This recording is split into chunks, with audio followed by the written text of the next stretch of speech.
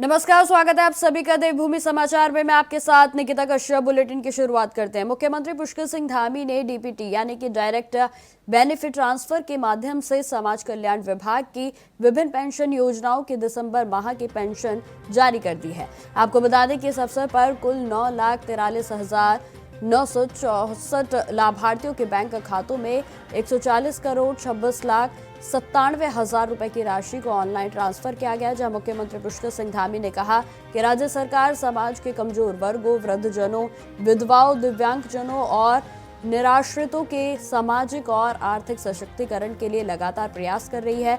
जब मुख्यमंत्री पुष्कर सिंह धामी का यह भी कहना है कि प्रदेश में पारदर्शी शासन व्यवस्था को मजबूत करने के लिए सभी प्रकार के भुगतान डीबीटी की प्रणाली से सीधे लाभार्थियों के खाते में किए जा रहे हैं।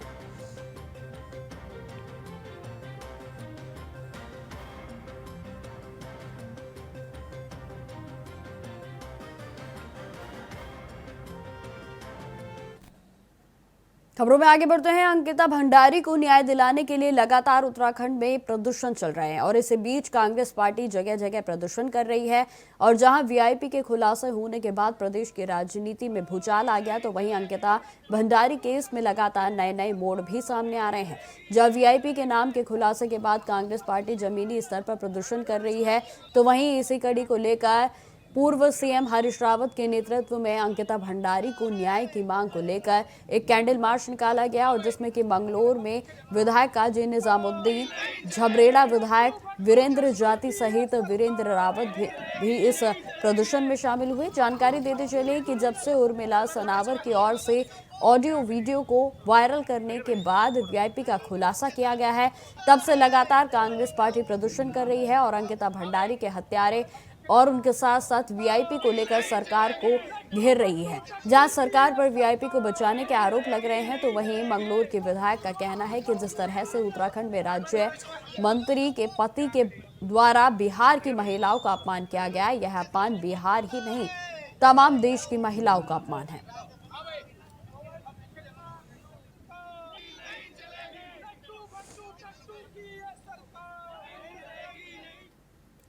उर्मिला सनावर की ओर से बीजेपी के पूर्व विधायक सुरेश राठौर पर कथित ऑडियो के वायरल होने के बाद अंकिता भंडारी हत्याकांड की जांच को लेकर अब एक बार फिर से सवाल खड़े हो गए हैं। जहां सोशल मीडिया पर बार बार वीआईपी एंगल को लेकर चर्चाएं हो रही हैं, तो इस पूरे मामले पर एसआईटी की जांच अधिकारी और अपर पुलिस अधीक्षक शेखर सुयाल का बड़ा बयान भी सामने आया है। उन्होंने कहा कि चूंकि न्यायालय के द्वारा तीनों आरोपियों को आजीवन कारावास की सजा सुनाई जा चुकी है, इसलिए अब पूरी विवेचना और जांच से जुड़े तथ्यों को सार्वजनिक किया जा रहा है। शेखर सुयाल का इस पर यह भी कहना है कि स्पष्ट रूप से उन्होंने जानकारी दी कि जांच के दौरान हर पहलू को गंभीरता से परखा गया और किसी भी व्यक्ति को जानबूझकर छिपाया नहीं गया है। जहां जांच अधिकारी ने यह भी जानकारी दी है कि जिस वीआईपी का बार बार जिक्र किया जा रहा है, उसे अंकिता के दोस्त पुष्पदीप ने संभावित वीआईपी बताया था और जिसका नाम धर्मेंद्र कुमार उर्फ प्रधान सामने आया है। जांच में यह भी पाया गया कि वह व्यक्ति केवल कुछ ही समय के लिए रिसोर्ट में खाना खाने के लिए आया था और उसका इस मामले से कोई संबंध नहीं निकला। और जहां शेखर सुयाल का कहना है कि बार बार वीआईपी का नाम लिया जा रहा है, लेकिन जांच और कोर्ट ट्रायल के दौरान ऐसा कोई भी ठोस तथ्य सामने नहीं आया जिससे कि वीआईपी की भूमिका साबित हो सके।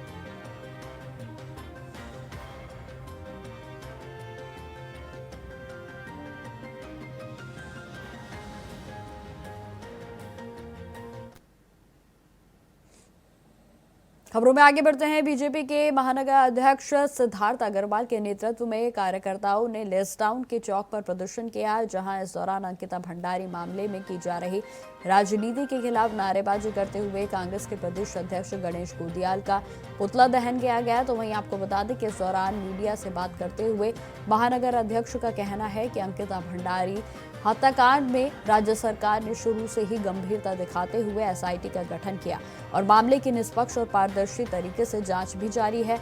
इसके बावजूद कांग्रेस पार्टी तथ्यों को नजरअंदाज कर केवल राजनीतिक लाभ के उद्देश्य से जनता के बीच भ्रम फैलाने का कार्य कर रही है। उन्होंने यह भी कहा कि बीजेपी का स्पष्ट मत यह है कि विषय राजनीति का नहीं बल्कि न्याय का है।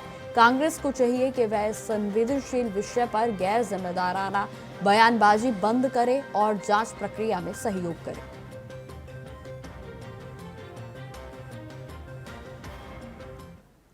कांग्रेस पार्टी देश को भटकाने का काम कर रही है। कांग्रेस पार्टी इस पूरे प्रदेश को एक अस्थिरता की तरफ ले जाने का काम कर रही है। कांग्रेस पार्टी को अब सत्ता में आने के सारे रास्ते बंद दिख रहे हैं, तो कांग्रेस पार्टी एक मृत बेटी के आत्मा के साथ खिलवाड़ करने का काम कांग्रेस पार्टी के द्वारा किया जा रहा है। कांग्रेस पार्टी को इस देश की न्यायपालिका पर भरोसा नहीं है। कांग्रेस पार्टी को इस देश की एसआईटी, हमारे उत्तराखंड पुलिस की एसआईटी पर भरोसा नहीं है। सुप्रीम कोर्ट पर भरोसा नहीं है। हाई कोर्ट पर भरोसा नहीं। तो मुझे लगता है कि अब तो सिर्फ भगवान ही बचे सिर्फ कांग्रेस पार्टी को विश्वास दिलाने के लिए। मैं आपसे ये निवेदन आपके माध्यम से पूरे उत्तराखंड में ये कांग्रेस पार्टी को ये कहना चाहता हूँ कि सिर्फ सड़कों पर जुलूस निकालकर घेराव करके, मुख्यमंत्री का घेराव करके सीबीआई जांच की मांग नहीं होती। सीबीआई जांच की मांग के लिए हमारे देश के संविधान में उचित तरीके बने हैं। उन तरीकों पर कांग्रेस पार्टी को चलना चाहिए। अपने सीबीआई जांच की मांग को रखना चाहिए। सबूत जब मांगते हैं, आज महिलाओं ने यही तो बोला कि कांग्रेस पार्टी सबूत दो, सबूत नहीं है तो डूब मरो। अगर सबूत नहीं दे पा रहे हो तो फिर सीबीआई जांच की मांग किस बात के लिए कर रहे हो? खबरों में आगे बढ़ते हैं। लोहाघाट के पूर्व बीजेपी के विधायक पूरन सिंह फर्त्याल ने चंपावत जिले के अधूरी पड़ी सैकड़ों जल जीवन मिशन योजनाओं पर चिंता को व्यक्त किया है। उन्होंने धामी सरकार पर 313 ग्राम पंचायत में अधूरी पड़ी 771 योजनाओं को पूर्ण करने के लिए शेष बची हुई 153 करोड़ रुपए की धनराशि जारी करने की बात कही, जहां आपको बताते चले कि उनकी ओर से मांग की गई है। उन्होंने यह भी कहा कि चंपावत जिले के लिए 321 करोड़ रुपए का बजट रखा गया था और पूर्व विधायक ने मामले को लेकर मुख्यमंत्री और पेयजल के सचिव को पत्र भी लिखा है। उन्होंने कहा कि अगर 2027 चुनाव से पहले इन योजनाओं को पूरा नहीं किया गया तो बीजेपी को नुकसान उठाना पड़ सकता है।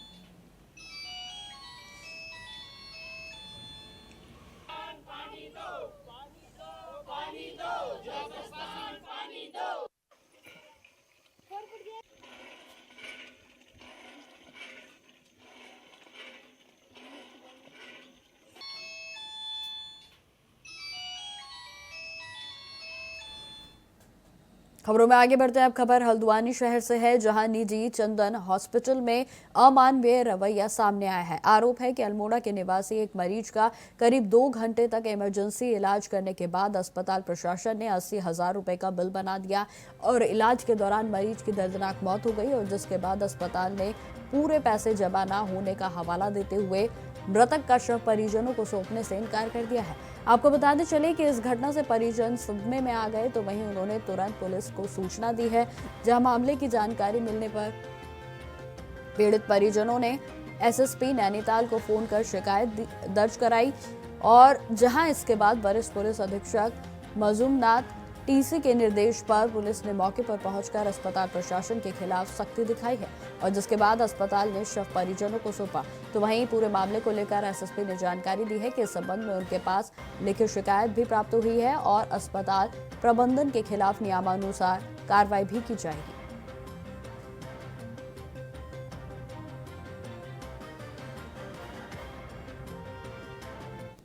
एक बहुत ही मतलब विध्रावक और निर्ममता और अमानवीय कृत्य जो है मेरे सामने आया। हमें रात को पीड़ित पक्ष के रिश्तेदारों ने बोला कि हमारा रिश्तेदार है, अल्मोड़ा से आए थे, वो एक पहाड़ी महिला है सीमा नाम का, उनका ऑलरेडी तबीयत ख़राब था और रेफ़र होके नीचे आए थे सुशीला तिवारी में। उनको जो है रेफ़र के बाद जो है वो चंदन हॉस्पिटल में एडमिट हुए थे। मात्र 2 घंटे का इलाज चला, मात्र 2 घंटे का इलाज चला के तो 2 घंटे के बाद इनको मृत घोषित कर दिया गया था और उसके बाद उस पेशेंट को और उस पेशेंट के जो अटेंडर्स को इतना टॉर्चर किया गया रहा था। 80,000 रुपये का बिल बनाया मात्र 2 घंटे में, मात्र 2 घंटे में इमरजेंसी में इलाज देकर उनको 80,000 रुपये का बिल पकड़ाया और बेसिकली बिल का डिमांड किया और उन्होंने बड़े मुश्किल से हाथ पैर जोड़ के इधर उधर रिश्तेदारों से जो है मांग के 50,000 प्लस 55,000 समथिंग उन्होंने 57,000 भी पेमेंट किया। इसके बाद भी बहुत ही निर्ममता से अमानवीय तरीके से बात करके उनको डरा के धमका के बॉडी को बंद करके उनको एक्सटॉर्शन किया जा रहा था कि अगर तुम पैसे नहीं देते हो बॉडी हम ही यूज़ कर लेंगे, हम ही इसको रख देंगे, हम बॉडी बिल्कुल नहीं देंगे, तुमको भी बंद करके पीटेंगे करके बहुत टॉर्चर किया जा रहा था। तो खबरें लगातार जारी रहेंगी, फिलहाल रुकते छोटे से ब्रेक के लिए। तो ब्रेक के बाद एक बार फिर से स्वागत है आप सभी का। बढ़ते हैं खबरों की ओर। बीजेपी के महानगर अध्यक्ष सिद्धार्थ अग्रवाल के नेतृत्व में कांग्रेस के कार्यकर्ताओं ने लेसडाउन चौक पर प्रदर्शन किया और इस दौरान अंकिता भंडारी मामले की जा रही राजनीति के खिलाफ नारेबाजी करते हुए कांग्रेस के प्रदेश अध्यक्ष गणेश गोदियाल का पुतला भी दहन किया गया है। इस दौरान आपको बता दें कि मीडिया से बातचीत करते हुए महानगर में भी उनसे तमाम उनकी ओर से आरोप लगाए गए हैं और जहां बीजेपी ने साफ तौर पर कहा कि इस मामले पर राजनीति नहीं करनी चाहिए। खबरों में आगे बढ़ते हैं। मुख्यमंत्री पुष्कर सिंह धामी के संकल्प जन जन की सरकार जन जन के द्वार के तहत तहसील नेनबाग में न्याय पंचायत श्रीकोट में बहुउद्देशीय शिविर का आयोजन किया गया। तो वहीं शिविर की अध्यक्षता डीएफओ वन प्रभाग के मसूरी अमित कुंवर ने की, जबकि नोडल अधिकारी राजेंद्र कुमार टमटा के नेतृत्व में कार्यक्रम संपन्न हुआ और जहां शिविर में बड़ी संख्या में काश्तकारों ग्रामीणों ने भाग लिया तो वहीं विभिन्न सरकारी योजनाओं का लाभ भी उठाया गया। शिविर में कृषि, महिला सशक्तिकरण एवं उसके साथ साथ बाल विकास, समाज कल्याण, ग्राम्य विकास, पशुपालन, परिवार कल्याण, सहकारिता, आयुष, राजस्व, पंचायती राज एवं राय का श्रीकोट सहित विभिन्न विभागों के द्वारा स्टॉल लगाए गए और जहां जन कल्याणकारी योजनाओं की जानकारी दी गई तो वहीं इस दौरान कुल 135 सुझाव और शिकायती पत्र प्राप्त किए गए और जिसमें 36 शिकायतें दर्ज की गई हैं तो वहीं 7 का मौके पर ही निस्तारण कर दिया गया। शेष शिकायतों को संबंधित विभागों को निर्धारित समय सीमा में निस्तारण के लिए प्रेषित किया गया है। वासी आए हैं, आम जनता पहुंची हुई है हमारे बीच में हैं और हम उसका सर्वे करेंगे कि कितना एरिया है, आवेदन देना बजट होगा हमारा, तो तब हम इसके साथ एक एमआई और इसके तहत ही जब आपका फसल पैदा हो जाती है, तैयार हो जाती है, तो सरकार कोऑपरेटिव उत्तराखंड सरकार के द्वारा प्रदेश में जन जन की सरकार जन जन के द्वार अभियान लगातार जारी है और जहां सरकार का दावा है कि अब तक 216 कैंपों में 1.44 लाख से अधिक लोगों को सीधा लाभ मिला है और साथ ही साथ 18,000 से ज्यादा शिकायतों में 13,000 का निस्तारण मौके पर ही किया गया। तो वहीं आपको बता दें कि कांग्रेस के प्रदेश मीडिया प्रभारी राजीव महर्षि का इस पर कहना है कि बीजेपी सरकार पूरे भ्रष्टाचार में लिप्त है। बेरोजगारी इतनी है कि युवा आए दिन अपनी मांगों को लेकर सड़कों पर उतर रहे हैं। देखिए, पूरी तरीके से भ्रष्टाचार में लिप्त है भारतीय जनता पार्टी की सरकार। बेरोजगारी चरम पर है, युवा सड़क पर अपनी मांग को लेकर निरंतर सड़क पर उतरते हैं और भारतीय जनता पार्टी की सरकार के कान में जूं नहीं रेंगती है।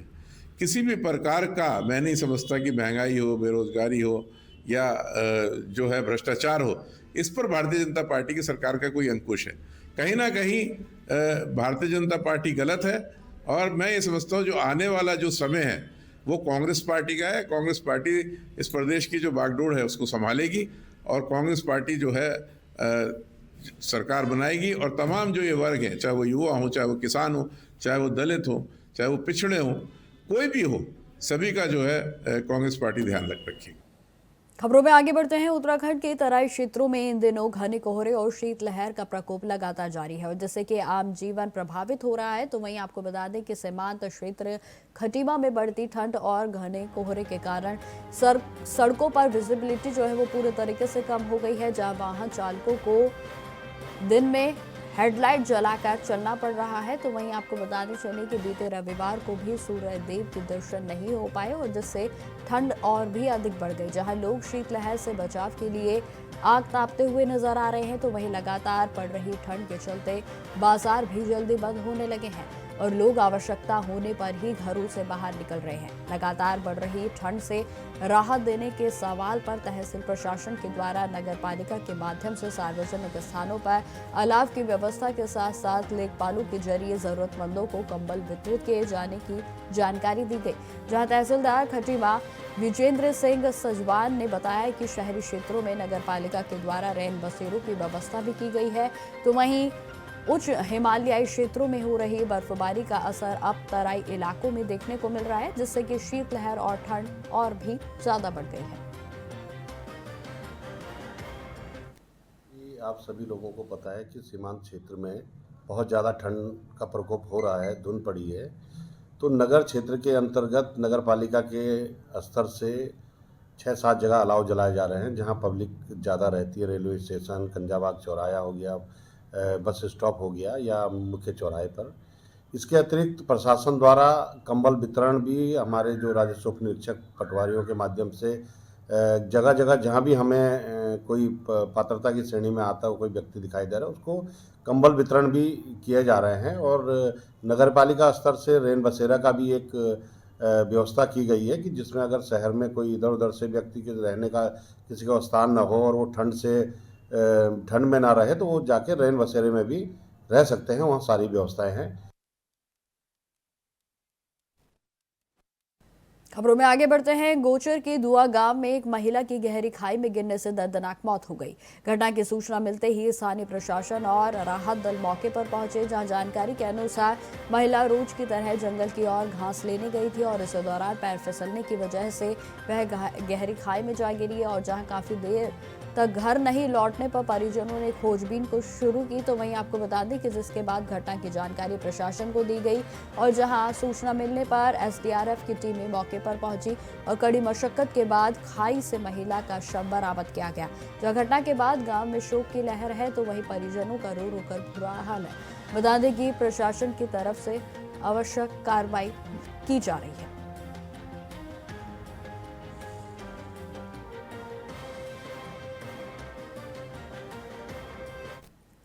अब खबर हरिद्वार जिले से है, जहां लगातार बढ़ते यातायात दबाव और सड़क दुर्घटनाओं के साथ साथ जाम की समस्या को देखते हुए परिवहन विभाग ने एक अहम कदम उठाने की तैयारी की है, जहां यातायात व्यवस्था को और भी अधिक सुरक्षित सुव्यवस्थित बनाने के उद्देश्य से जिला हरिद्वार को 5 अलग अलग ट्रैफिक जोन में विभाजित करने की योजना बनाई गई है। आपको बता दें कि विभाग के अनुसार जोन प्रणाली लागू होने से हर क्षेत्र में भौगोलिक स्थिति, ट्रैफिक दबाव और संवेदनशील मार्गों के अनुसार अलग अलग रणनीति बनाई जा सकेगी और इससे न सिर्फ यातायात नियंत्रण मजबूत होगा बल्कि दुर्घटनाओं में भी कमी आने की उम्मीद जताई जा रही है। जहां जल्द ही इस प्रस्ताव को अंतिम रूप देकर उच्च स्तर पर स्वीकृत के लिए भेजा जाएगा। तो वहीं आपको बताते चले कि योजना लागू होते ही हरिद्वार की यातायात व्यवस्था में बड़ा बदलाव देखने को मिल सकता है। जनपदीय सड़क सुरक्षा समिति की बैठक हुई थी, तो उसमें अध्यक्ष महोदय द्वारा, जो कि जिलाधिकारी महोदय द्वारा निर्देशित किया गया था कि खासकर ई रिक्शा संचालन में एक हमारे तरफ से एक एसओपी बनाई जाए, जिससे कि उनका जो संचालन है एक रेगुलेटेड हो पाए और जो सड़क सुरक्षा के नियम के तहत ही उनका संचालन हो पाए। तो उसी के अंतर्गत एक एसओपी बनाई गई थी, जिसमें चालक, ई रिक्शा चालक और वाहन मालिकों का पुलिस सत्यापन और वाहनों का सत्यापन, उसके पश्चात उनको एक जोन भी निर्धारित किए जाएंगे शहर में। टोटल जो प्लानिंग है वो 5 जोन में डिवाइड करने की है और उसके बाद जो भी ई रिक्शा जिस जोन में रजिस्टर्ड होगा वो उसी जोन में संचालित हो पाएगा। तो ये एसओपी बन के तैयार हो गई है और जो जोन बनाने की प्रक्रिया है वो अभी गतिमान है और वो शीघ्र ही उसको भी कंप्लीट कर ली जाएगी। उत्तराखंड की राजनीति एक बार फिर से उस समय गर्मा गई जब महिला सशक्तिकरण एवं बाल विकास मंत्री रेखा आर्या के पति गिरधारी लाल साहू का एक कथित विवादित बयान सोशल मीडिया पर जमकर वायरल हो गया। आपको बता दें कि यह वीडियो अल्मोड़ा जिले के सोमेश्वर विधानसभा स्याही देवी मंडल के 23 दिसंबर को आयोजित एक कार्यक्रम का बताया जा रहा है और जिसमें साहू कथित रूप से यह कहते हुए नजर आ रहे हैं कि अगर शादी नहीं हो रही है तो 20 से 25 हजार रुपए में बिहार से लड़की खरीद लो। वीडियो सामने आते ही विपक्ष ने इसे महिलाओं के सम्मान से जोड़ते हुए कड़ा विरोध जताया, तो वहीं सत्तारूढ़ बीजेपी को घेरना शुरू कर दिया। तो वहीं आपको जानकारी देते चले कि बीजेपी के प्रदेश प्रवक्ता कमलेश रमन ने इसे माफी के साथ समाप्त हुआ मामले को बताते हुए विपक्ष पर राजनीति करने का आरोप लगाया।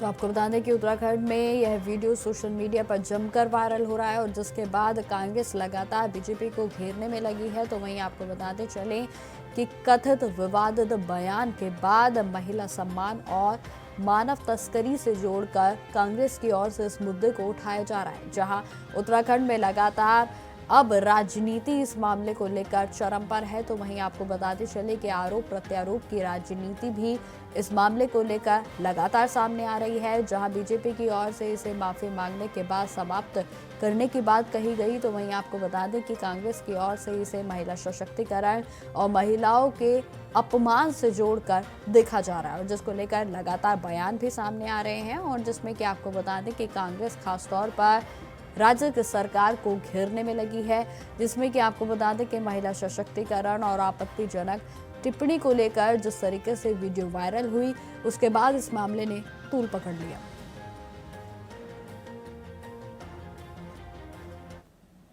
अब खबर रामनगर से है, जहां वन प्रभाग के अंतर्गत कोटा रेंज के पाटकोट क्षेत्र में स्थित भलोन गांव में बीते रविवार को आपको बता दें कि शाम के समय बाघ ने हमला कर दिया, जिससे पूरे क्षेत्र में सनसनी फैल गई।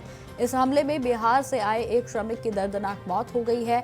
मृतक की पहचान अभिमन्यु कुमार गेलू शाहू निवासी जिला बेतिया बिहार के रहने वाला बताया जा रहा है। जहां आपको बता दें कि वह सिंचाई विभाग में पाइपलाइन बिछाने की परियोजना में मजदूरी कर रहा था। कि जानकारी के अनुसार रविवार की शाम करीब 7 बजे वह पूर्व प्रधान मनमोहन पाठक की गौशाला के पास काम करते समय जंगल की ओर से आए बाघ ने उस पर हमला कर दिया, और जिसके बाद उसे जंगल की ओर ले गया। घटना के बाद अन्य मजदूरों में अफरा तफरी मच गई। तो वहीं आपको बता दें कि पूरे मामले की जानकारी वन विभाग को दी गई, और जहां सूचना मिलते ही रामनगर के वन विभाग की टीम भी मौके पर पहुंची। 6:15 बजे एक टाइगर ने एक श्रमिक था बिहार निवासी चंपारण जिले का, तो उसको अपना शिकार बना दिया। तुरंत हम लोग यहाँ पर पहुँचे तो बॉडी तो रिकवर हो गया है। इसके साथ साथ अभी हमारी एक डॉक्टर की टीम और स्टाफ की टीम मय असले के मचान बना के वहाँ पे मृतक के कपड़ों को रखकर ट्रैंक्विलाइज करने के लिए बैठे हुए हैं। तो विश्वास है कि आज ट्रैंक्विलाइज हो सकता है। तो फिलहाल मेरे साथ इस बुलेटिन में इतना ही। देश दुनिया की तमाम खबरों की जानकारी के लिए बने रहें हमारे साथ। नमस्कार।